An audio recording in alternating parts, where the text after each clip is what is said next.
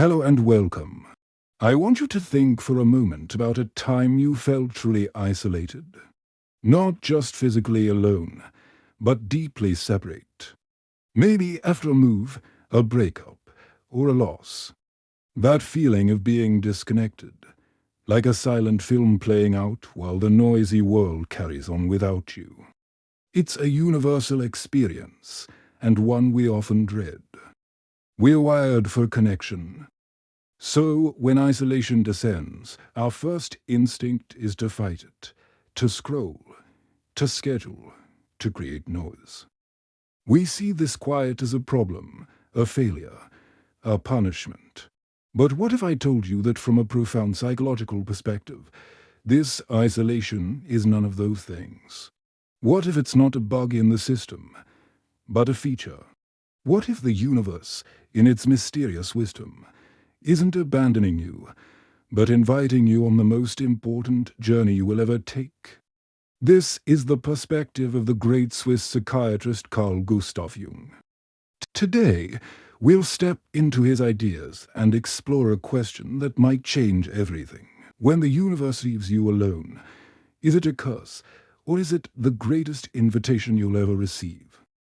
So, find a comfortable space. Let's quiet the external noise and begin. Part 1. The Unwanted Gift. Is isolation the universe's way of getting our attention? We often talk about the universe metaphorically. Jung saw these patterns as a mirror of our internal world, the psyche. So, when isolation descends, it's easy to feel targeted.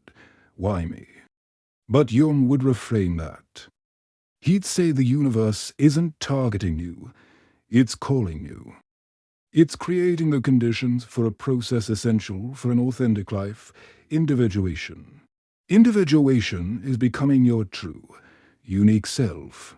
Not the self society rewards, but the person you were meant to be. This process cannot happen in the noisy marketplace of everyday life.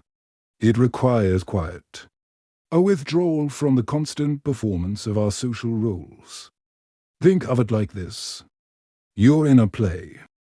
You've been playing the part of the good employee, the dependable friend. For so long you started to believe that's all you are. Then the curtain falls. The stage empties. The audience leaves. You're alone in the quiet theater. At first, it's terrifying. The silence is deafening. Who are you without the script? This is the shock of isolation. But if you stay with it, something happens. In that silence, you start to hear a whisper. It's the voice of the you that existed before the play started. This is the beginning of true self-knowledge. The universe, by isolating you, is turning off the lights and giving you the stage to yourself. It's forcing you to stop performing and start listening. The chaos of the external world acts like static, drowning out our internal signal. Isolation removes that static. It allows the voice of our own soul to come through, clear and strong. Jung saw isolation as spiritual purification. We're so clogged with external inputs that we lose touch with our own desires and potentials. Isolation is the universe's way of saying, it's time to clean house. It's time to meet the person who lives inside. This meeting is the start of an adventure. But the first step is the hardest. It means turning away from the familiar map of the external world and into the uncharted territory of your own being. It means asking, who am I, really? The universe isolates us to give us the space to find the answer. The question is, will we use the space, or try to escape it? Part 2. Meeting the ghost in the machine. What happens when we confront our shadow? So, isolation is an invitation to turn inward. But what do we find? If you're picturing a serene, enlightened version of yourself, that might come later. But first, we have to go into the basement. We have to meet the shadow. The shadow is one of Jung's most powerful concepts. It's the part of our personality we refuse to acknowledge, our primitive impulses, secret jealousies, vulnerabilities, everything we deem unacceptable. We lock this away because we're afraid it would make us unlovable. But the shadow doesn't go away. It gets stronger in the dark. It leaks out in passive-aggressive comments, irrational fears, and projections onto others. When does the shadow make itself known? In the silence of isolation. When there's no one else to blame, suppressed emotions bubble up. That vague anxiety, that sudden sadness, that's the shadow knocking on the door of your consciousness. This is where people panic. They think, this isolation is making me crazy. They run, but Jung would argue the opposite. This confrontation is not a breakdown. It's the first step toward breakthrough. The universe hasn't isolated you to torture you. It's given you the privacy to do this difficult work. You can't confront your deepest stuff with an audience. To confront the shadow doesn't mean becoming your darkest impulses. It means turning toward them with curiosity. Okay, I feel this jealousy. What is it trying to tell me about my unmet needs? This is like befriending the monster under your bed. When you look, you often find a wounded, rejected part of yourself that just wants to be seen. By acknowledging the shadow, you rob it of its power. You stop being a puppet and start becoming the master of your own psyche. Isolation is the crucible for this alchemy. The universe is handing you a lantern and pointing you toward the basement door. It's terrifying. But on the other side is the freedom of no longer being at war with yourself. Part 3. The Art of Soul-Making. How solitude fuels our deepest transformation. We've accepted the invitation and started facing our shadow. This is where the real transformation happens. Jung saw this as inner transformation, or soul-making, the fundamental restructuring of the psyche. This deep work requires withdrawal. Think of a caterpillar in its chrysalis. From the outside, it looks inert. But inside, a miracle occurs. The old body breaks down, and a new butterfly forms. If you interrupt it, you get a mess. The isolation is necessary. We are the same. In solitude, our old identities and conditioned beliefs break down. This can feel like you're losing your mind. But this breakdown is a necessary prelude to the breakthrough. This journey involves reclaiming lost parts of yourself. Perhaps you reconnect with sensitivity you buried, or discover a fierce sense of boundaries. You're not just fixing flaws, you're becoming more complete. You're learning to navigate by your own internal compass. This has a stunning consequence. Jung believed this process connects us to the collective unconscious, the deep layer of the psyche shared by all humanity. When you transform yourself, you tap into universal wisdom. A person who undergoes this transformation operates from a place of deeper understanding. They engage with the world from genuine compassion, not neediness. The universe isolates you not to cut you off, but to show you that you are never truly separate. You just had to be quiet enough to hear the connection. Part 4. The Resistance Within. Why our first instinct is to run from the silence. Let's be real. This sounds intense. It's no wonder our most common response to isolation is resistance. We are experts at resistance. We numb ourselves with streaming, social media, work. We fill every moment with noise. Why?